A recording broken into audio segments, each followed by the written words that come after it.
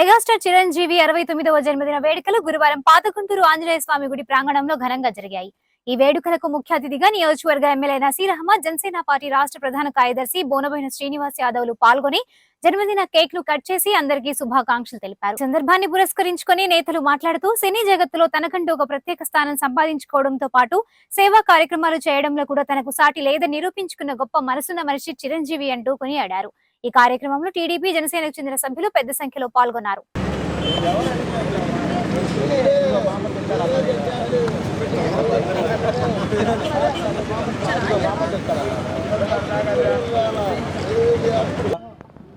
మంచి హృదయం కలిగినటువంటి నాయకుడిగా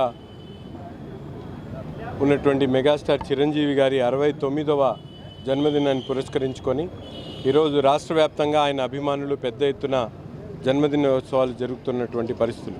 ముఖ్యంగా చిరంజీవి గారు కేవలం సినీ నాయకుడిగా కాకుండా ప్రజాసేవలో కూడా తనదైన శైలిలో అనేక కార్యక్రమాలు చేస్తూ ఈరోజు రాష్ట్రంలో ప్రజలందరికీ కూడా ముఖ్యంగా పేద వర్గాలకు సంబంధించినటువంటి ప్రజలకు అనేక సేవా కార్యక్రమాలు చేస్తున్నటువంటి పరిస్థితులు.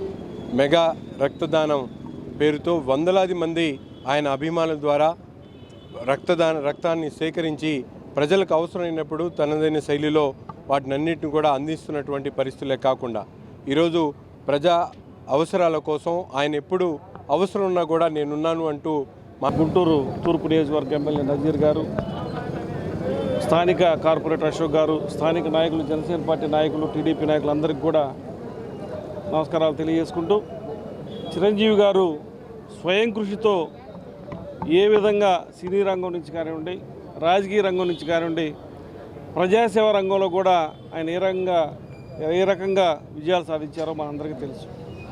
అట్లానే తనకు వచ్చేటువంటి ఆదాయంలో బ్లడ్ బ్యాంక్ పేరున ప్రజలందరికీ ఉపయోగపడే విధంగా అత్యవసరంగా ఎవరైతే హాస్పిటల్లో ఉండి బ్లడ్ కావాలని చాలామంది కూడా ఆయన బ్లడ్ బ్యాంక్ పెట్టే సమయానికి బ్లడ్ దొరక్క ఇబ్బందులు పడుతూ ఉన్నారో ఆ ఇబ్బందిని గమనించి ఒక బ్లడ్ బ్యాంక్ పెట్టి ప్రజలందరికీ సేవ చేస్తున్న చిరంజీవి గారికి ఆ భగవంతుడు ఆయురారోగ్యాలు ప్రసాదించాలని, నిండు నూరేళ్ళు ఆయన సుఖంగా జీవించాలని, వారి కుటుంబాన్ని ఆ భగవంతుడు ఆశీర్వదించాలని కోరుకుంటూ సెలవు తీసుకుంటాం.